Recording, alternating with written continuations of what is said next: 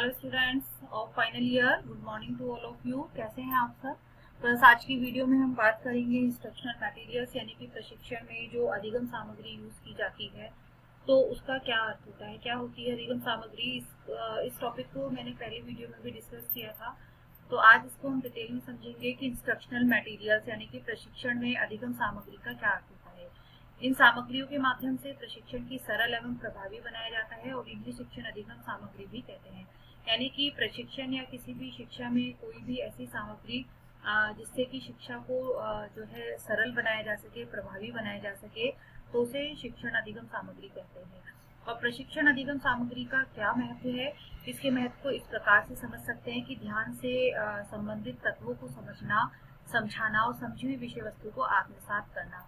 यानी कि कोई भी कॉन्सेप्ट है उसको क्लियर करना, जो भी बंदा सीख रहा है, जो व्यक्ति सीख रहा है, वो उसको जो है अधिगम कर सके और फिर उसको आत्मसात कर सके, यानी कि उसको हमेशा के लिए उसको समझे, सीखे और फिर याद रखे, तो वो अधिगम सामग्री कहलाती है। नेक्स्ट देखते हैं गाइस कि पाठ्यांश को रुचिकर बनाना। प्रशिक्षण अधिगम सामग्री के द्वारा जो है किसी भी पाठ्यांश को, किसी भी विषय वस्तु को इंटरेस्टेड बनाया जा सकता है। पाठ्यांश को समझने में विद्यार्थियों को ध्यान केंद्रित करना, साथ ही शिक्षण अधिगम सामग्री के माध्यम से पाठ्यांश को कोई भी अंग इतना भी कठिन क्यों ना हो, वो सरलता से समझाया जा सकता है। यानी कि एक तरह से शिक्षण अधिगम सामग्री के द्वारा जो है कोई भी विषय वस्तु है पाठ्यांश की, पाठ्यक्रम की, तो उसको जो है इंटरेस्टिंग बनाया जाता है, ठीक है, ताकि वो जल्दी से जल्दी समझ में आ सके, जो कॉन्सेप्ट है वो क्लियर हो सके। तो यही इसका जो है महत्व होता है। साथ ही शिक्षण अधिगम सामग्री की विशेषताओं के बारे में बात करें गर्ल्स, तो शिक्षण अधिगम सामग्री की निम्न विशेषताएं होती हैं कि शिक्षण अधिगम सामग्री जो भी प्रसार कार्यकर्ता यूज कर रहा है उसमें कम से कम लागत लगी हो, यानी कि एक्सपेंसिव कम हो, खर्चीली कम हो, जिससे उसका आसानी से उपयोग किया जा सके, सरलता से उपयोग किया जा सके। साथ ही शिक्षण अधिगम सामग्री ऐसी हो जो विभिन्न प्रकार के उद्देश्य की पूर्ति करती हो, यानी कि एक ही शिक्षण अधिगम सामग्री से जो है कई तरह के उद्देश्य पूरे होते हो। और शिक्षण अधिगम सामग्री आकर्षक और रुचिपूर्ण होनी चाहिए, रुचिपूर्ण होनी चाहिए। गाइस यहाँ पर है रुचिपूर्ण, ठीक है, रुचिपूर्ण, इंटरेस्टेड होनी चाहिए, रुचिपूर्ण होनी चाहिए। और शिक्षण अधिगम सामग्री में प्राकृतिक वस्तुओं का प्रयोग भी करना चाहिए। नेक्स्ट देखते हैं कि विशेषताओं के बारे में कि जो शिक्षण अधिगम सामग्री के प्रकारों के बारे में बात करते हैं गर्ल्स की शिक्षण अधिगम सामग्री के प्रकार कितने होते हैं। इंपॉर्टेंट टॉपिक है कि टाइप्स ऑफ जो है इंस्ट्रक्शनल मटेरियल्स, अधिगम सामग्री को दो भागों में बांटा गया है। कौन कौन सी? प्रस्तुतिकरण के आधार पर और इंद्रिय ज्ञान के माध्यम के आधार पर। अब प्रस्तुतिकरण के स्वरूप के आधार पर सामग्री को दो भागों में बांटा जाता है, प्रक्षेपित सामग्री और अप्रक्षेपित सामग्री। देखिए प्रक्षेपित सामग्री क्या होती है, यानी कि प्रक्षेपित सामग्री के अंतर्गत वो सब सामग्री आती है, वो टीचिंग एड्स आती हैं, वो अधिगम सामग्री आती है जिसके प्रदर्शन के लिए विद्युत यंत्र की आवश्यकता होती है, जैसे कि सिनेमा है, फिल्म है, दूरदर्शन है, वीडियो है आदि है, ये सब इलेक्ट्रिकल्स होते हैं, ठीक है। तो इनको चलाने के लिए विद्युत यंत्र की आवश्यकता होती है, तो इन्हें प्रक्षेपित सामग्री कहते हैं। और अप्रक्षेपित सामग्री के अंतर्गत ऐसी वस्तुएं आती हैं गर्ल्स की जिसमें जो है किसी भी तरह के विद्युत यंत्र की आवश्यकता नहीं होती। यहाँ पर अप्रक्षेपित सामग्री, ठीक है, ये है अप्रक्षेपित सामग्री जिसको प्रक्षेपण करने के लिए विद्युत यंत्र की आवश्यकता नहीं होती है, जैसे कि कार्टून चित्र, रेखा चित्र है, पोस्टर है, फ्लैश कार्ड्स हैं, चार्ट्स हैं, ठीक है। इस तरह के आप जो भी सारे टीचिंग एड्स यूज करते हैं वो सब विद्युत यंत्रों की आवश्यकता से उनको आवश्यकता नहीं होती है, तो इसलिए उनको अप्रक्षेपित सामग्री कहते हैं।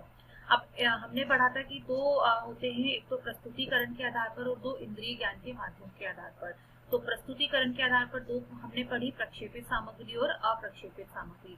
अब सेकंड आता है इंद्रिय ज्ञान के माध्यम के आधार पर शिक्षण सामग्री को तीन भागों में बांटा गया है। कौन सी? श्रव्य साधन, दृश्य साधन और श्रव्य दृश्य साधन।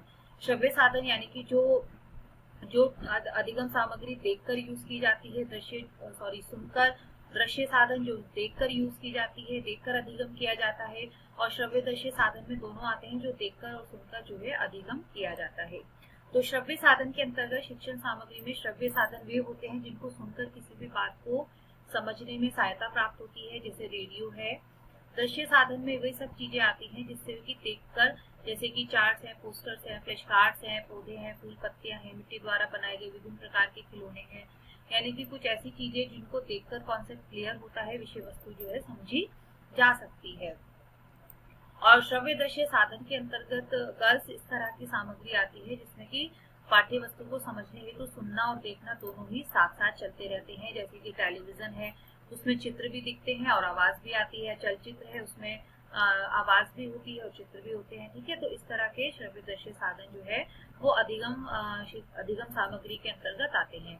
तो क्लियर हुआ गर्ल्स आपको कि जो अधिगम सामग्री होती है वो दो तरह की होती है, प्रयोग के आधार पर और प्रस्तुतिकरण के आधार पर और जो है इंद्रिय ज्ञान के आधार पर। प्रस्तुतिकरण के आधार पर दो कैटेगरी में डिवाइड की गई है, कौन कौन सी है, प्रक्षेपित और अप्रक्षेपित सामग्री।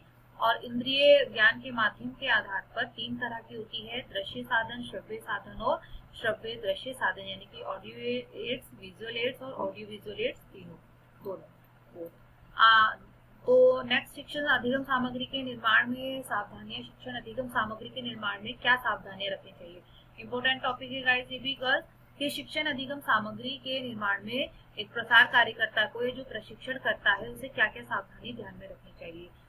सबसे पहले तो शिक्षण अधिगम सामग्री का निर्माण उद्देश्य की पूर्ति को ध्यान में रखकर ही करना चाहिए, ठीक है, कि वो किस उद्देश्य की पूर्ति है, उसकी जो कार्यक्रम की रूपरेखा है क्या है, वो कौन से उद्देश्य के लिए बनाई जा रही है, तो इस हिसाब से शिक्षण अधिगम सामग्री का चयन करना चाहिए। साथ ही शिक्षण अधिगम सामग्री के निर्माण के समय यह बात भी जरूर ध्यान रखनी चाहिए कि इसमें कम से कम धन खर्च हो, यानी कि वो ज्यादा खर्चीली विधि ना हो और अधिगम सामग्री का आकार जो होता है वो छात्र संख्या के अनुसार होना चाहिए।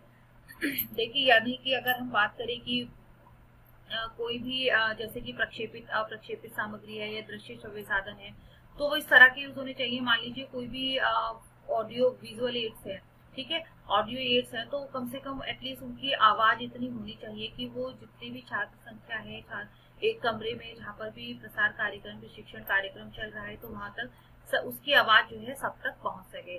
साथ ही जो विजुअल एड्स होते हैं उनमें चार्ट, पोस्टर्स हैं, फ्लैश कार्ड्स हैं, वो इस तरह के बने हुए होने चाहिए या उनके लेटर्स जो उनके अक्षर हैं ऐसे होने चाहिए कि वो सभी जो है उसको आसानी से देख सके, ठीक है। तो अधिगम सामग्री का चुनाव जो होता है वो छात्र संख्या के अकॉर्डिंग करना चाहिए।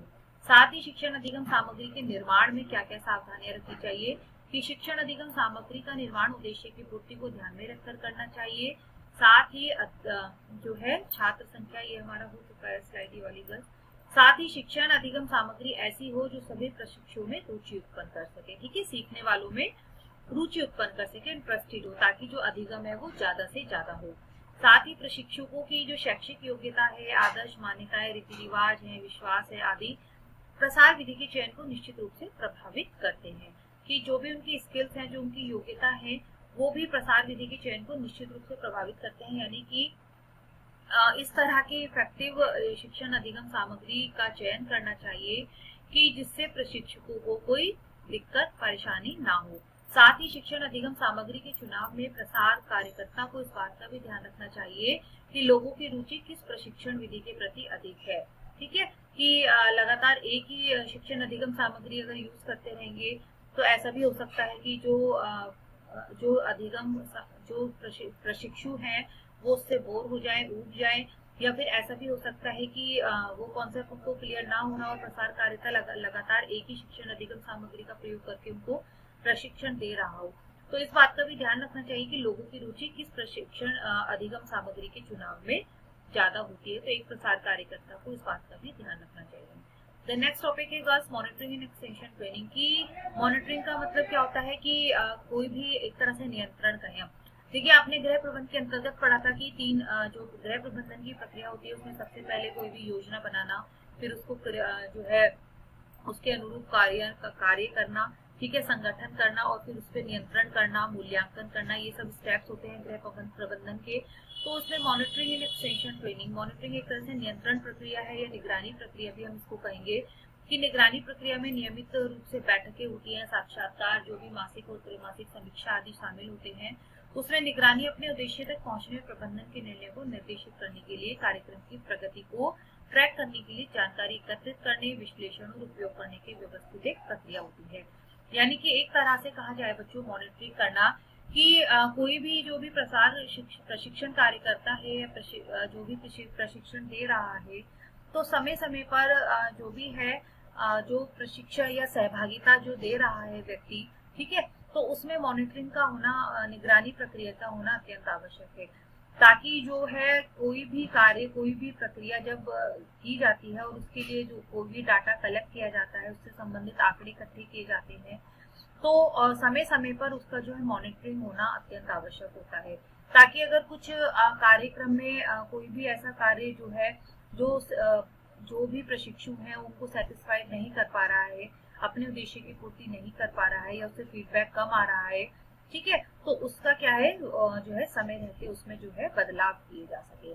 तो समय समय पर जो है प्रगति को ट्रैक करने के लिए जानकारी एकत्रित करने, विश्लेषण को उपयोग करने की व्यवस्थित प्रक्रियाएं मॉनिटरिंग कहलाती है। ठीक है, देन नेक्स्ट देखते हैं गर्ल्स की इवैल्यूएशन इन एक्सटेंशन ट्रेनिंग। अब आपने मॉनिटरिंग पढ़ा यानी कि नियंत्रण या निगरानी करना, ऐसे ही जो है इवैल्यूएशन इन एक्सटेंशन ट्रेनिंग के मूल्यांकन का उपयोग सरकारी, अंतर्राष्ट्रीय संगठनों और गैर सरकारी संगठनों द्वारा परियोजनाओं और संस्थानों और कार्यक्रम के प्रदर्शन का आकलन करने के लिए किया जाता है। देखिए गर्ल्स, कोई भी कार्य हो, चाहे वो प्रसार शिक्षा से संबंधित हो या कोई भी हो, चाहे वो गृह प्रबंध से संबंधित हो, तो उसमें इवैल्यूएशन का, मूल्यांकन का होना जरूरी होता है। कोई भी कार्य, कोई भी व्यवस्था हो, मैनेजमेंट हो, कहीं की भी मैनेजमेंट हो, उसमें इवैल्यूएशन का होना अत्यंत आवश्यक होता है। तो मूल्यांकन का उपयोग इसीलिए किया जाता है कि जो भी प्रशिक्षण कार्यक्रम चल रहा है, प्रसार कार्यक्रम चल रहा है, या जो भी परियोजनाएं जो भी संस्थानों द्वारा चलाई जा रही हैं, गैर सरकारी संगठनों द्वारा या अंतर्राष्ट्रीय संगठनों द्वारा, तो उसका लक्ष्य क्या होता है कि ज्यादा से ज्यादा लोग इससे प्रभावित हो, मोटिवेट हो, ठीक है। तो ये सब जो है एक तरह से एक्सटेंशन ट्रेनिंग, प्रसार प्रशिक्षण में मूल्यांकन का होना आवश्यक है, ताकि इससे प्रभाव जो है, इसके क्या प्रभाव है वर्तमान और भविष्य के प्रबंधन में, ताकि उसमें जो है समय रहते सुधार किया जा सके। देखिए, आपका जो रिजल्ट आता है, जब आप एग्जाम देते हो, तो उसमें जो आपका रिजल्ट आता है, मार्क्स आते हैं, वो भी तो आपका इवैल्यूएशन है, ताकि आप अगली बार अगर आपके मार्क्स कम रह गए तो अगली बार उसमें और अच्छी तरह से स्टडी करके, अपनी पढ़ाई करके, मेहनत करके अच्छे मार्क्स ला सकें। तो इसी तरह से इवैल्यूएशन होता है, हर काम में मूल्यांकन का होना जरूरी होता है, ताकि जो है उससे संबंधित फीडबैक लिया जा सके कि क्या कार्य प्रगति पे है या नहीं, या उसमें कौन से फेरबदल या सुधार करने चाहिए।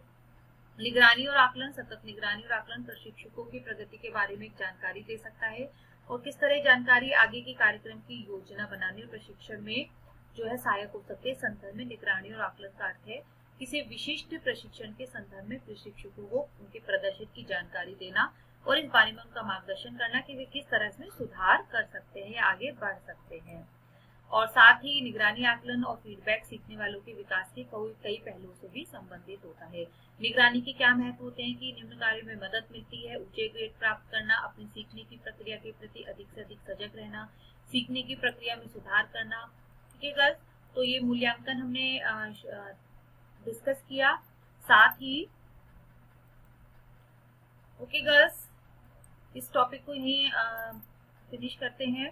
आई होप आपको समझ में आया होगा इवैल्यूएशन, मॉनिटरिंग और जो भी इंस्ट्रक्शनल मटेरियल्स हैं। ठीक है, नेक्स्ट वीडियो में मिलते हैं नेक्स्ट टॉपिक के साथ। Okay girls.